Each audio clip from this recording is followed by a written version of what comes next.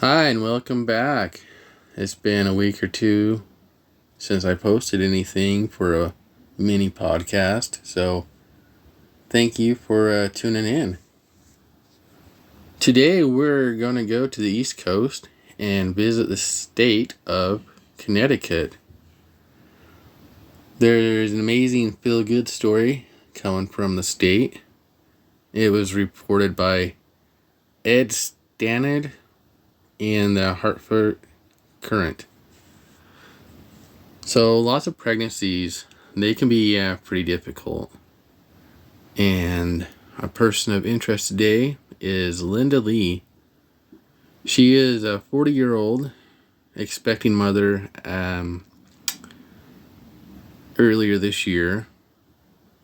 And most pregnancies are difficult, and hers was more of an exception than most because 4 months into her pregnancy, she was diagnosed with cervical cancer.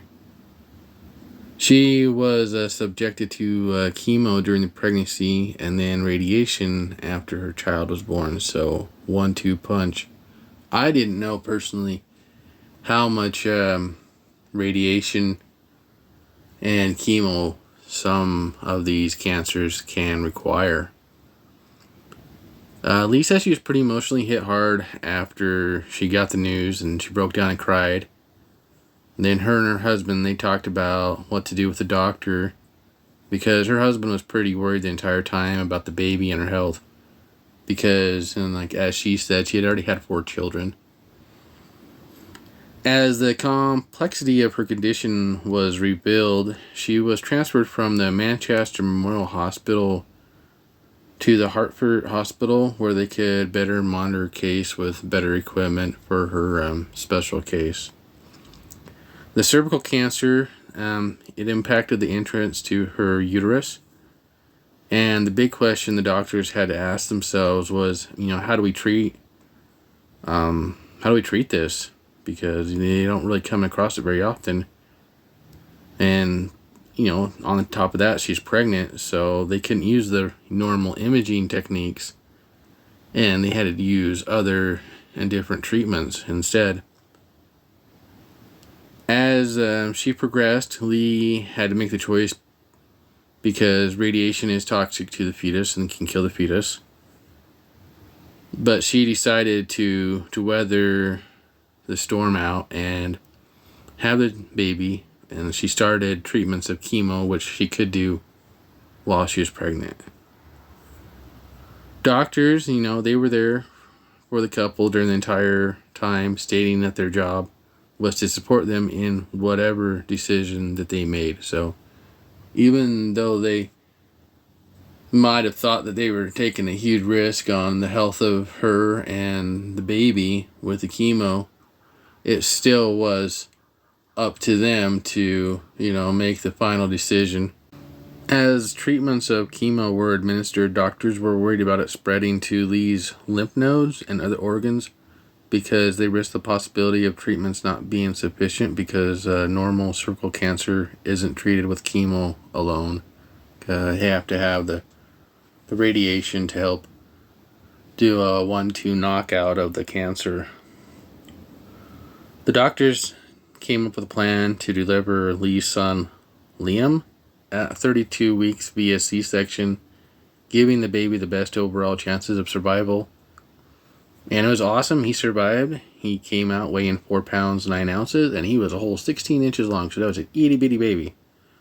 But then I think about it, I don't think my daughter was much bigger, and they went to full term with her.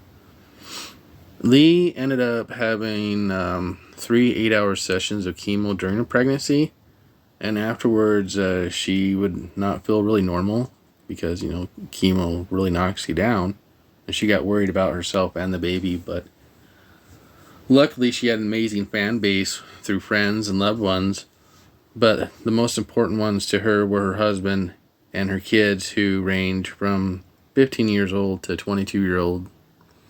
And they were there to say, go for a mom, we love you, we got your back. We know that, everything's hard on your body right now, but everything's looking good for the baby and you, so keep going. And then after the delivery, she had to wait 6 weeks for her body to recover. Then she underwent some, hardcore radiation regimen treatments. They included 8 weeks of external radiation, 5 days a week, and then 5 internal radiation treatments that lasted up to like 7 to 8 hours each time. Doctors praised her as one incredible woman, having gone through so much, and every time they had seen Linda for her evaluations post-treatment, she, continued to have a positive outlook on the process, and the treatments have succeeded, and she is fully on the road to recovery as far as the doctors can tell, that she's just going to recover well. Lee expressed gratefulness to the team at the Hartford hospital. She remarked, for Mother's Day, this is going to be an amazing Mother's Day. She gets to spend it with her family, 3 girls and 2 boys. So this is post. So Mother's Day was this weekend, right? Yeah, my mom passed away, so I don't really pay attention too much about it. And she got to spend it with her family of 3 girls and now 2 boys. A word of advice from Linda: life is too short. Make every single second count that you can. Spend time with your family and friends, because you never know what's going to happen. It's so true. You never know when something will come and hit you out of the blue, and you can end up with a lot of regrets. And hopefully you don't end up being one of those people that have regrets, and there are a lot of us. Thanks for tuning in. Hopefully you enjoyed this story about this awesome woman and her amazing struggles and keeping this baby and bringing this baby into the world. Until next time, thank you.